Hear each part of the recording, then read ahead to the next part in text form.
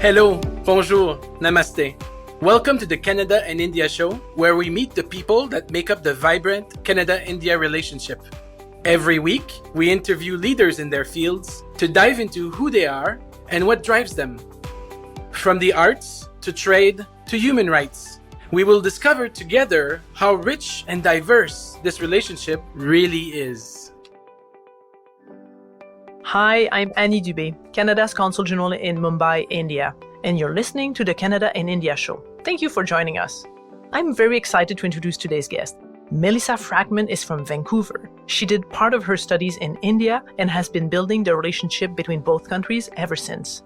She's an investor in Leapfrog Fintech in high-growth economies. She has over 15 years of experience in India, including building known products and partnerships for Fortune 500 companies. She was also named on the Global Fintech Power List 2017 and India Fintech Awards. She also says she is proficient in Hindi and Mumbai traffic. MelissaFrakman is with us today. And Melissa has started her own venture funds. And you are in Mumbai, but not only in Mumbai, you're mixing your time between Mumbai and Washington.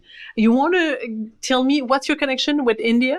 Sure. So I grew up in Vancouver. I'm Canadian, and India has been a part of my life for most of my adult working life. So it's been 16, 17 years spending time in the market.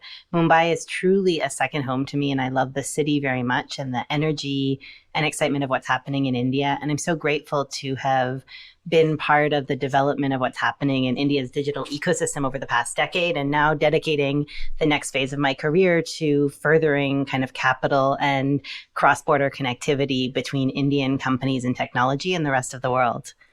Wow, we don't have a lot of you here in the city. So tell me, how did you come to India at first time? What was the connection? So I ended up in India, like many do, sort of right after high school, traveling around Asia. And truly, although it sounds fake, it's completely true that I was absolutely captivated by what was happening with the economy. Microfinance was just starting to pick up in the market, and everybody was talking about it as this panacea of solving world poverty. It was the most luxury wealth I had ever seen in my life. And of course, the most poor poverty I had ever seen in my life. And it was fascinating. And this was even before university.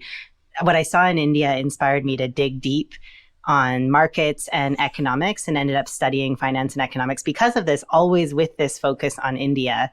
I'm grateful kind of serendipity led me to a couple different opportunities, including interning at a conference of world leaders in the US from India that were coming to the US, that was put on by several folks in the US, as well as the opportunity to study and support finishing of a book launch of the Oxford History of Indian Business at Indian Institute of Management, IIM Ahmedabad, which led me to study there, which was an incredible opportunity. IIM Ahmedabad is truly the most prestigious business school in India, and it was an incredible opportunity to get to stay for a year and study and do a deep dive.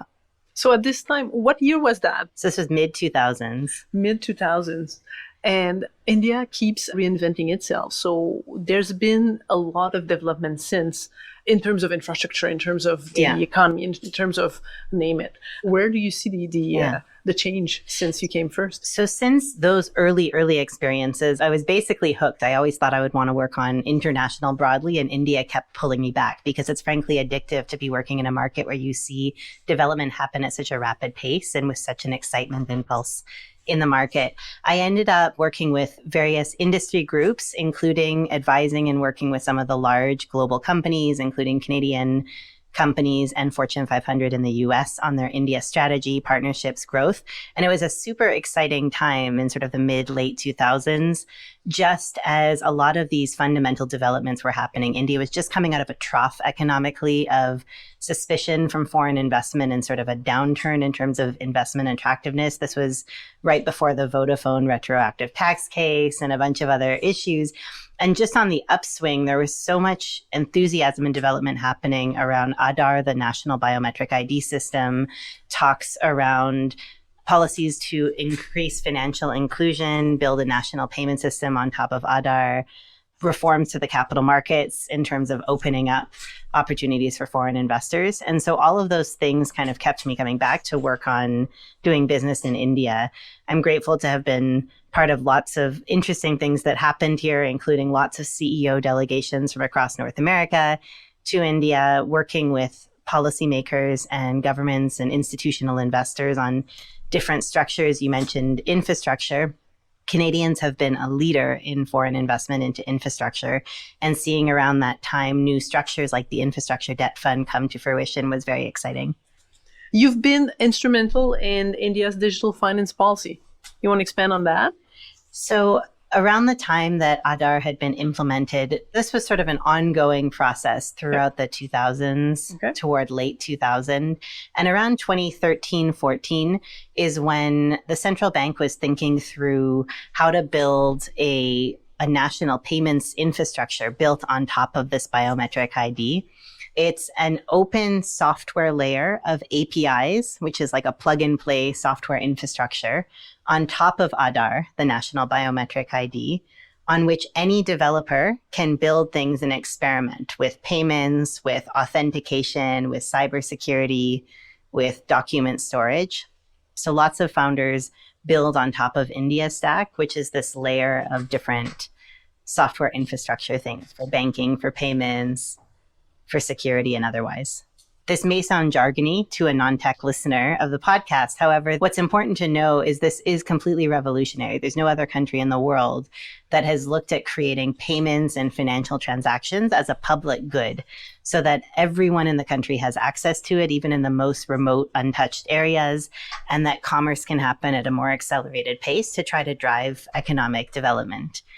And so through that, I worked with lots of global funds, companies, leaders in the space, and we worked collaboratively with counterparts in India to shape some of the frameworks that are now in existence today. And we can talk more about it later, but some of the really exciting fintech developments happening in the country are on this platform that was developed around that era.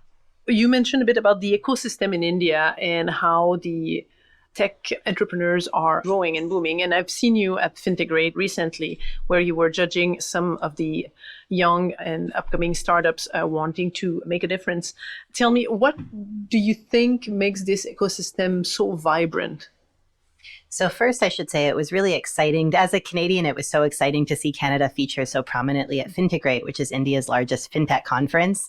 For those of you that weren't there, this was a massive conference space just swarming with interesting startups and entrepreneurs across India. And there was this huge polar bear that sort of firmly placed Canada's role in India's fintech ecosystem in the space. It was very cool. We'll have a moose next time. But it's indescribable and it's very hard to articulate for someone that hasn't been here in terms of the pace of change and sort of development that's happening in this space. There's just this startup buzz across metro cities in India, not just in Bangalore, the Palo Alto, Silicon Valley of India, but across Mumbai, Delhi, and tier 2 and 3 cities, where entrepreneurs are finally taking the risk to jump and leave their corporate jobs or go straight from university to start new companies and pursue their dreams. There's been a cultural shift where it's now more acceptable with families for their kids to become entrepreneurs as opposed to engineers or otherwise. And there's definitely a buzz even in the funding community of the first generation of business leaders that sort of earned their wealth in the kind of services boom throughout the 90s in India are now a very vibrant, active angel investor ecosystem supporting these startups. That's in addition to traditional investors. So the buzz is palpable. And I love sitting at a Starbucks or at a local coffee shop anywhere in any city in India and just seeing that there's at least 3 pitches going on in any one of these coffee shops, which is really incredible. Though people love New York or Toronto for the same reason, that it always feels like there's people pursuing their dreams. And you can certainly feel that in Mumbai, Bangalore, Delhi, Hyderabad, Pune, for entrepreneurs building amazing things here in India. There's also a sense, I think there's a shift in the ecosystem even from 2 or 3 years ago, where it's not just founders chasing these cool ideas that have been proven elsewhere in the world, you know, Airbnb for India or otherwise, although Airbnb for India is doing very well. But there's a sense of sort of national pride and duty to solve meaningful problems for the masses in India. And that's what a lot of entrepreneurs are doing. So a mix of tech entrepreneur and social entrepreneur, so social tech. Absolutely. And I believe that all of the tech development that's happening, or at least 98% of it, has social impact, regardless of whether it's called a social startup or not. You're focusing on some specific sectors or subsectors because you started your own VC here. You want to explain a bit what you're trying to achieve? Sure. So EMVC is a global fund investing in early stage fintech, defined very broadly, in emerging markets with an extremely strong focus on India. The reason we're so focused on India is because we believe that this is the most exciting fintech market in the world, and that what's happening in India right now will lead the way for emerging markets around the world in terms of developments in payments, digital banking, capital markets, lots of other things. The reason I started a new fund is because I frankly grew frustrated over the past decade of working in India in this cross-border context of seeing a lack of connectivity, particularly with North American companies and the best investors from these markets. To me, missing the boat on really exciting things that are happening in India, because India is still perceived as a novelty or sort of a niche emerging market as opposed to a central one.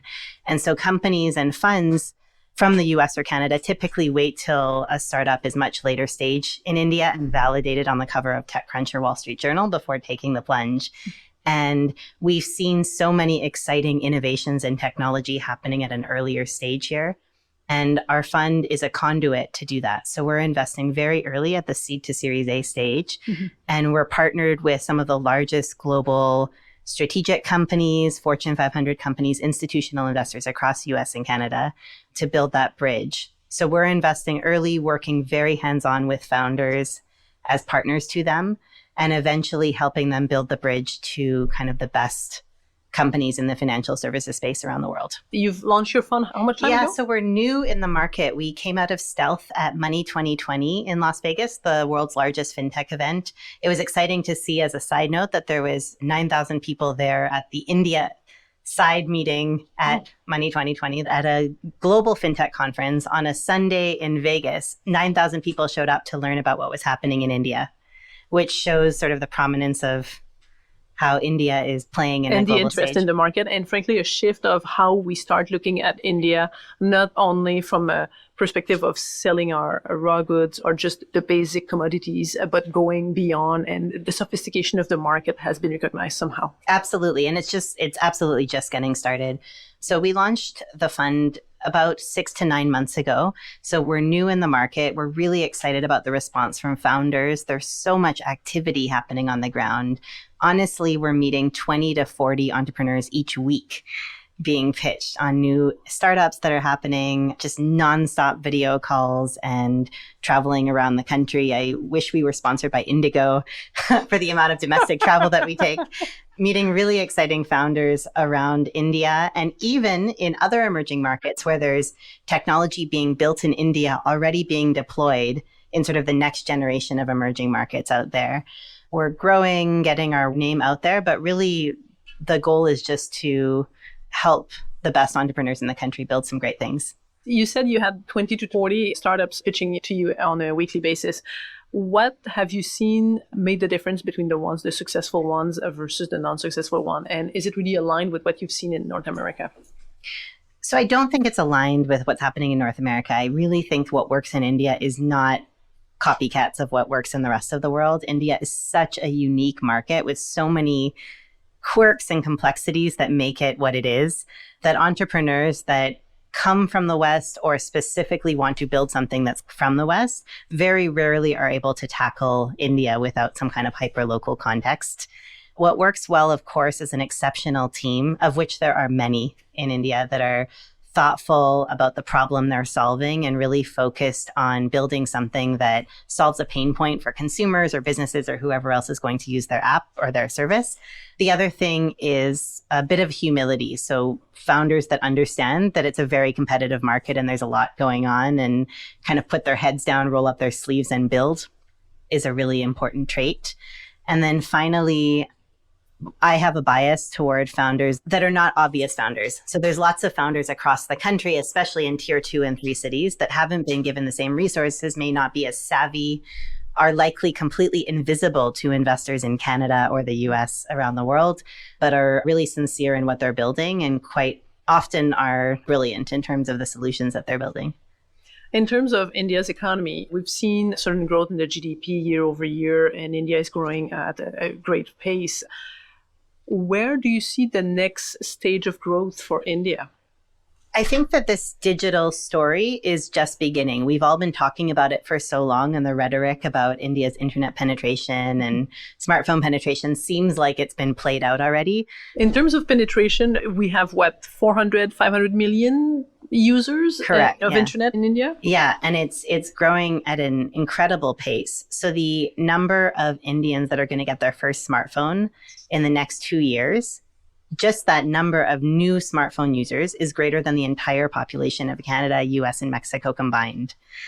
So when you think of the scale of that in terms of how much new information and lives will be changed and sort of user behaviors that are going to change, it's staggering. There's so many statistics like that across the board. But broadband data, thanks to Reliance Jio and many other companies, is driving down. So it's becoming more and more affordable for consumers to access information on the internet and services on the internet. And what's interesting, and I think that folks in Canada who aren't as familiar with India might not have a picture of, is how digitally savvy the average user is. So even a farmer managing his crops or a tier 3 or 4 small town user still may be used to on-demand services or streaming music or getting all their information through YouTube and WhatsApp.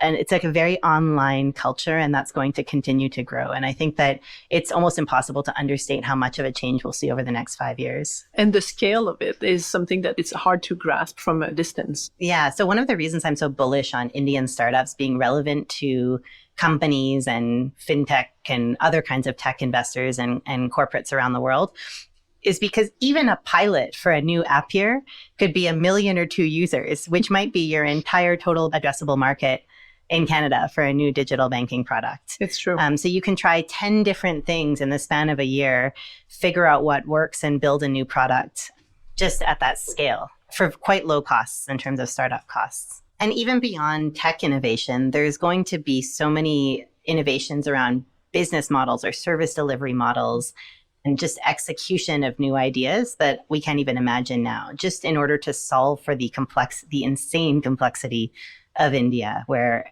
it's, I describe it like Europe times 10 in terms of the amount of countries and languages and cultures all within one state. And to solve for that, there'll be many new things that come up that there's a lot of lessons that we can derive for countries around the world. So what type of impact do you want to have on either Canada or India, or both? So one impact that I am working toward having, and I'm grateful that I have the opportunity to have, it's definitely a privilege to be able to do the work that I'm doing, is to help entrepreneurs have a different perspective on their journey of building their company.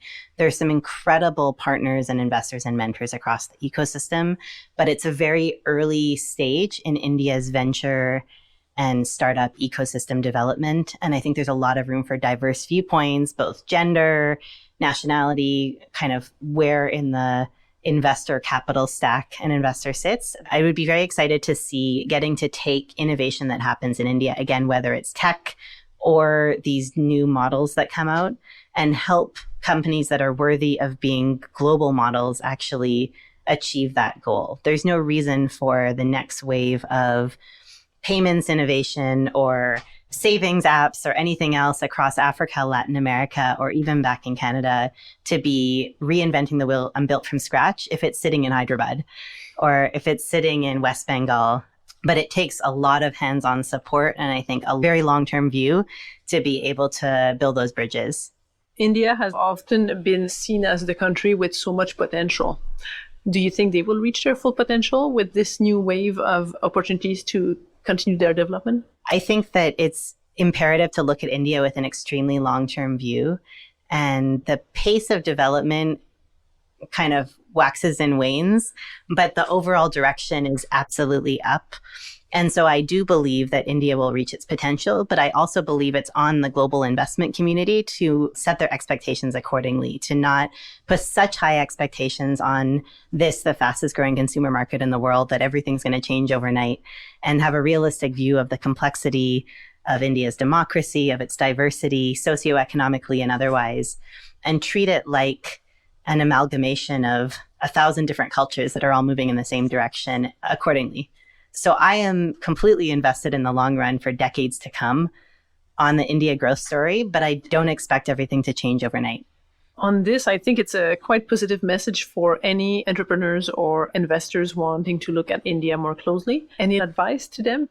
So I do think for Indian entrepreneurs that are listening, I would recommend, while you keep your heads down and solve the problems for the local market, to not be afraid or intimidated, to look for inspiration around the world and to study what's worked and otherwise. So in Canada and in countries around the world, there's some incredible entrepreneurs and some complex environments that have been solved. And there's lots of inspiration that can be won from that. And for the rest of the world, I would say you need to come and visit. It's impossible to sit and listen to a podcast and get a feel for how much digital development has changed this country. Come here, listen to your rickshaw driver talk about two-factor authentication and his favorite YouTube video on cricket, and understand that this is an absolutely transformational economy that's leapfrogging the rest of the world. I love that. One of the key challenges in coming years will be also local languages, no? So it's absolutely a challenge, and that's what makes it an opportunity. So we're seeing startups already start to tackle this. One of the kind of flavors of this coming year, if you will, of 2019, 2020 is absolutely local language and sort of natural language processing for apps across the tech stack. So for the lowest end technology to the most complicated enterprise B2B companies. So that is absolutely, we'll see more of. That's being supplemented, of course, by lots of AI, machine learning, and again, these hyper-local delivery models of distribution, again, in very complicated ways. Companies like Amazon and Google have done exceptionally well in localizing their product for the Indian context. And this is an example of how the rest of the world also needs to do business and engage across languages. And so learnings from what works in India in this very complex environment will be relevant to what works around the world. Thank you so much, Melissa. I truly appreciated your insights. Great to have you on the show. Thank you. Thank you so much for having me. That's it for this week. I hope you enjoyed the episode. Don't miss next week's episode where we discuss with a Canadian author and journalist, Frédéric Lavoie, who spends his time between Mumbai and Montreal. I caught up with him to gain his perspective on what life is for him as an expat. We are thrilled that you shared this time with us today. We'd love to hear from you. Connect with us on our social media channels. On Twitter, Facebook, and Instagram, we are at Canada in India. You can listen to all our episodes wherever you get your podcasts, so please do subscribe. Thank you. Merci. Dhanyavad.